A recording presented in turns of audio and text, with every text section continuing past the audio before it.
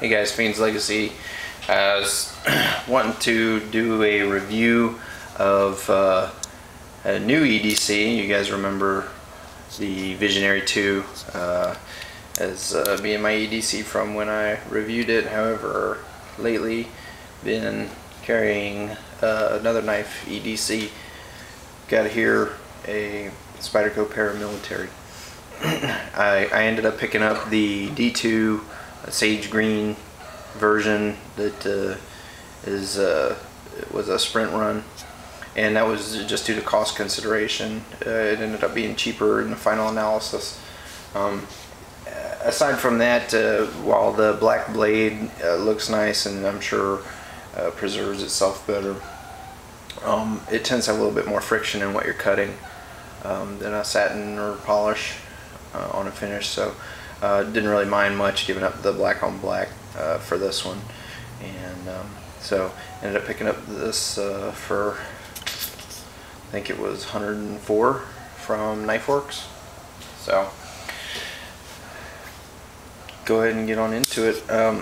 Like I said, got the D2 blade. It's flat ground, and it's interesting to note that the flat grind goes all the way from the primary edge all the way up past the hole to the very spine, where the grind for the spine meets the flat grind for the blade. So that is an extreme example of a flat ground blade.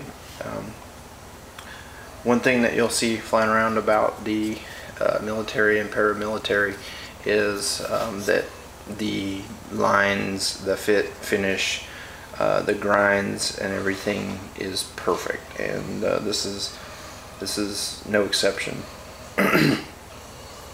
Pardon me. The one complaint you'll hear is that people say it has a little bit of radial play, and I found that I can feel a small amount of motion there, but I did a little bit of digging, former engineer in another life. I did a little bit of digging and found that it's not actually play. What it is the Spyderco compression lock here rests against this portion of the tang over on this side. The stop pin rests against this, being two separate pieces. It's designed for the compression lock to seat up against behind that tang and then seat up against the stop pin. So what that really is it's built by design to do that, and it will take up that movement, but it's not by any means an imprecision or a problem or a flaw or a quality issue or anything like that. It's just the way the compression lock works. One thing, it was a little bit of a challenge to get the pivot tightened down correctly. The phosphor bronze bushings that this comes with are so slick, and they wear in so quickly and so nicely that it was really hard to get the tension right, and I just kept tightening and tightening, and it just kept getting smooth again. So I feel like I have it to the right place now, and this thing is working out great for me. I want to try and, going forward in my reviews, do a little bit more talk on practicality.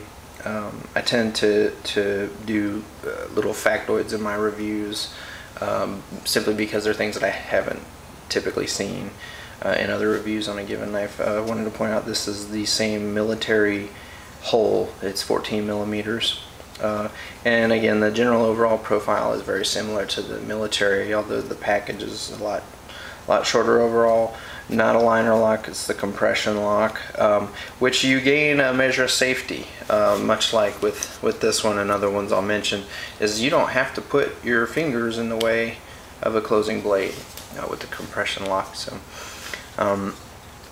the flat grind, and I'm a big fan of full flat grinds, cuts great. It's very little resistance and no differential grinds to pull your cut off or anything like that. I don't tend to buy the serrations for just that reason. I usually look at it like I'm going to be cutting perhaps paper. Like to be able to cut cheese with my knives, honestly. So there you go, nice and pointy, and it came nice, very sharp. So the handle is nice and big, plenty big, not quite obviously as big as the military. It's got the grippy textured G10. I don't necessarily tend to like that texture. I tend to prefer texturing on the grip surfaces here, even jimping, maybe not necessarily needing it on the blade, but on the grip surfaces of the knife, to a texture on the handle. And the reason why is when this thing's in my pocket, this is chewing up my pocket. If the clip is forcing up against my pants and my pants are rubbing against texturing, they're getting chewed up, and I don't like having to buy nice new clothes for work very frequently. So that's just my take on that, and not necessarily anyone else's viewpoint. The clip, it's a standard fare Spyderco with the 3 holes for the ones that they mount around the pivot, and these don't tend to be movable. They don't tend to find multiple places to put that much space in attaching the clip. And as a couple of the other, I think Archman probably expounded on it the most, it rides really high. If the clip is resting on the lip of your pocket, that much is poking out.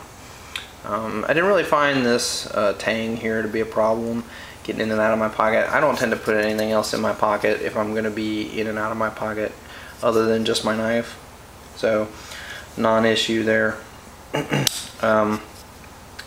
Lockup is solid, everything about it's great. One thing I always talk about is carrying the pocket, and I already started with the way the clip affects that. However, a couple other things.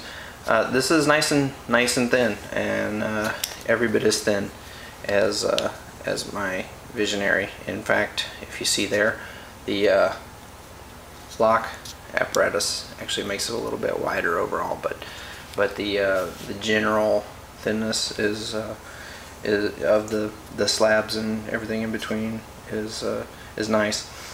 However, not too long in the pocket, it's a little wide. Even with this one, the widest point of this, nowhere near as wide as the Paramilitary.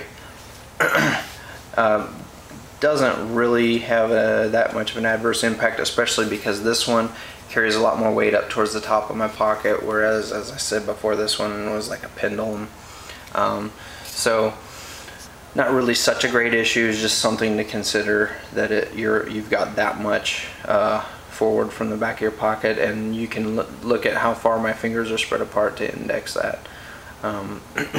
This is just a great knife. It's great construction. It's beautiful. Well worth the money. Well worth a lot more money, in my opinion. I'm really glad that I got one, and I don't foresee anything short of me winning the lottery and being able to carry around every ridiculously expensive custom knife imaginable. I don't see me changing my ADC at this point. Thanks a lot. Feel free to leave me some comments. Have a good day.